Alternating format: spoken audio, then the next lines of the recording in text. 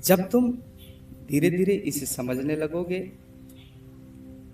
कि तुम ये अनुभव कर सकते हो कि तुम कुछ नहीं करते, न सोचते हो, न मनन करते हो, न कोई मंत्र जाप करते हो, बस तुम मौजूद होते हो।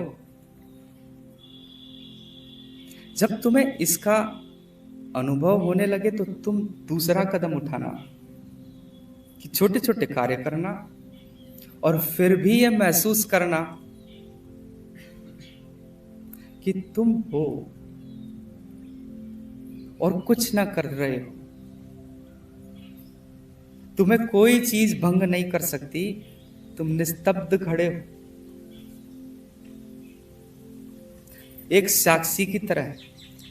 अभी भी तुम ध्यान में हो, अभी भी क्रिया शून्यता है अंदर कहीं। छोटे छोटे कार्य जैसे झाड़ू लगाते हो, पोछा लगाते हो, खाना परोसते हो, गायों को स्नान कराते हो, स्वयं स्नान करते हो, छोटे छोटे काम, उसमें भी ध्यान को साधने की, करने की कोशिश करना। मैं तुमसे कहता हूं साधने की। इसका यह अभिप्राय नहीं है कि तुम ध्यान को साध सकते हो, ये एक भाषा है सिर्फ ये दिखाने के लिए कि तुम्हें यहां कुछ करना है। क्योंकि जगत में हम सिर्फ करते करते करते आए हैं, तो हम करना ही जानते हैं। अकरना अगर हमें बताया जाए, अगर हमें यह कहा जाए कि अनलर्निंग करनी है, लर्निंग नहीं करनी, तो बड़ा कठिन हो जाता है। तो कई बार अनलर्निंग करने के लिए भी लर्निंग करनी होती है। ये सभी विधियां इसीलिए है, नहीं तो विधि की कोई जरूरत नहीं होती।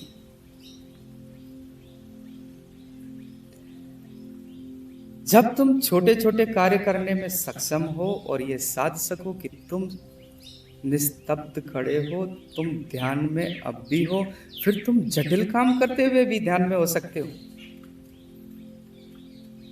जैसे मैं तुमसे अभी बात करता हूं,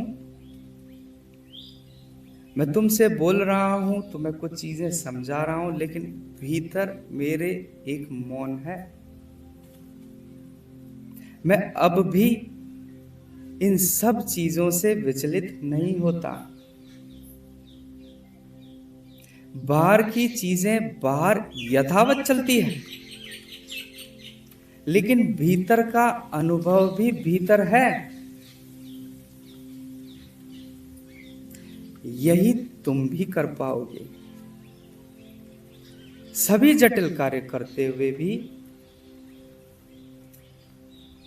तुम ध्यान में हो सकते हो। तुम्हारी नौकरी करते हुए, तुम्हारी पढ़ाई करते हुए तुम ध्यान में हो सकते हो।